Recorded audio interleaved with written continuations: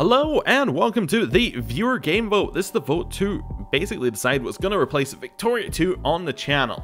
Now, there are a lot of options and it is a multiple choice vote this time, so you can pick multiple options at once. And I've removed everything that was below 5 votes last time, just so we have a bit of fresh blood in there and, you know, remove some of the ones that just weren't going to get any votes anyway. So, if I missed anything, please tell me. I did try and look through the comments and get everything that was there, but I may have missed something somewhere. Anyway, that's about it, really. The link is in the title. The link is on the screen. The link is in the description, and the link will probably be in the comments as well.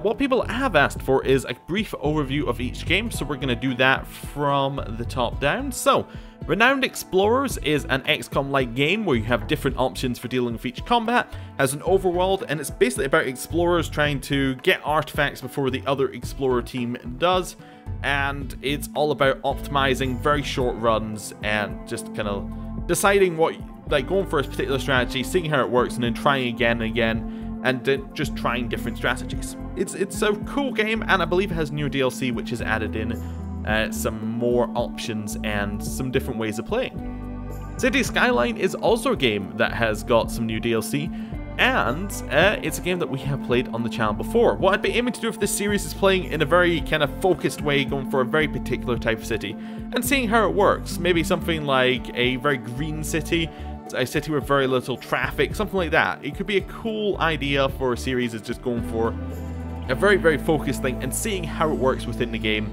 and seeing what kind of problems emerge and trying to deal with them. Solaris is a space game by Paradox, and it's a game that I felt was missing a lot. It was missing a lot when it first released, but apparently it's changed like significantly, and new DLC has really changed how the game is played and made it better in a lot of ways. So I'm interested in seeing how true that is and basically trying it out for myself. Democracy 3 is kind of a high-level political game where you're looking at policies and trying to decide like where you want your country to go and trying to get re-elected. Democracy 3 Africa takes that and basically makes it like it adds in new challenges, like new different things. Like the base game may have it so that you got like problems with obesity and things. Africa may make it where there are problems with drought. You need different solutions for each problem, basically.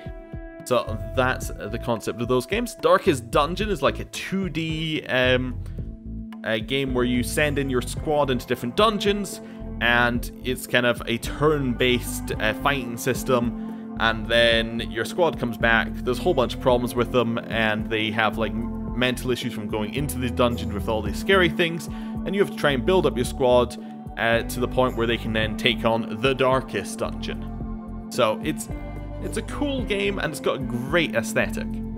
RimWorld is the game whose soundtrack you're hearing right now. It's a survival colony builder, and it's about basically making your colony to the point where it can survive and eventually build up a way to leave the planet you found yourself on. The RimWorld. Banished is, again, it's almost similar to RimWorld in the way I'm going to describe it, but it's more like City Skylines from my understanding of it. It's more of a city builder where you're trying to survive in harsh conditions, and you're trying to get it so that your town can kind of flourish in very difficult conditions. While City Skylines is more of a trying to optimize your city so it can grow larger. Banished is kind of more on the trying to optimize your city so that it can continue existing kind of level. Prison Architect is a game about building a prison, and there's a lot of different ways you can do it. You can either go for strict prisons, or you can try and rehabilitate people. It's got some different modes now. It's got a warden mode. It's got a mode where you can play as a prisoner. So it's very it's got a lot of different aspects to it, and there's a lot of different stuff that we could do with that type of series. We could also do things like building up our prison to the point where we're like, yep, this is the perfect prison, and then we try and play as a prisoner and maybe try and escape, or just try and see how it is in general. So it's got a lot of different cool things in there that we could try out. XCOM 2 War of the Chosen blends in all the DLC from XCOM 2 and adds in more stuff Apparently it's like almost, they were saying it could be XCOM 3 if they had wanted it to be. It is a massive expansion, and it's gonna be really cool if you choose it to try out. And basically, XCOM 2, when I first played it, it was really good, but there was some stuff missing. Kinda, again, with Solaris, I was not 100% sold, but with all this new stuff, people are, well, were raving about it when it came out, so I'm very interested to see what's going on there. Stardew Valley is a farm building game where it's all about running a farm and interacting with the community and basically just finding out what's going on in the area and trying to make your farm better with what you find out, trying to form relationships with the people in the town, figure out their stories, and yeah, it's kind of a more chill game, a more laid back experience. Total War Warhammer 2 is basically like an RTS style game, which also has an overview map. It's kinda, you could compare it to the Warhammer mod for Crusader Kings 2, except that this one's more focused on the war part, while Crusader Kings 2 is more focused on kind of the top level stuff. They both have the same aspects, but they're just focusing on different things, as far as I understand it. It's also been raved about. People are saying it's great, and I have never really got into a Total War game before, so it could be cool to try that out, especially with comments pointing me in the right direction. Hearts of Iron 4 is a game that didn't sell me when I first played it, but it has new DLC.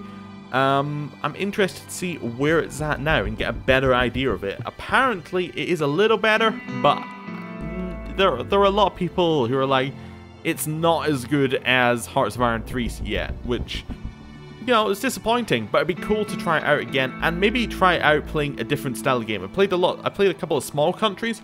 Might be cool to try out a bigger country and see whether, like, the flavor events add a lot more to it. Europa Universalis 4 is a game that I played a lot of and then didn't play any of, so it'd be really cool to kind of come back and see all the new stuff that they've added. I think I've missed 3 DLC packs, so like 3 expansions, so it could have completely changed by this point. And I'm kind of in, you know, after playing Victoria 2, I want to go and try out more Paradox games again, because I really enjoyed Victoria 2. Talking about Victoria 2, it's the next one on the list. Victoria 2 was the last game played, and I now understand how to play. Basically, I understand the concepts of the game, and I understand a lot more about it, and it could be really cool to kind of go back in there and like use all of the stuff that we've learned from the previous series and go in and try it in a different scenario. See whether, like, maybe things that we learned only really work for Belgium. Maybe things, if we were to play as someone, I've completely forgotten every other country in the world's name, of course, at this moment. If we play as someone else, it may go completely downhill and we may have to deal with some challenges. But hopefully, we're at the point where it's not going to be just failure, failure, failure at the start. So Victoria 2 could be cool to see that again. And I wasn't originally going to put it on the poll, but a lot of people said, no, I want to see more Victoria 2. So if you do want to see it, vote for it. Telltale Games. I may do these anyway. I haven't completely decided yet. I may do The Walking Dead anyway, because it's a game that we started. We started Walking Dead Season 3, and then didn't finish it. So I have it, so I should probably finish it. So that will probably happen anyway. But Batman Season 2, Batman Season 1 set up a lot of stuff, and it was cool to see what they've changed, see what kind of differences are there. So that's what that is. Telltale Games, if you don't know, are kind of very, very narratively focused, almost at the level of choose your own adventure games. Life is Strange is very much like Telltale, except that you're playing an angsty teenager, and there's a lot more about kind of puzzle stuff.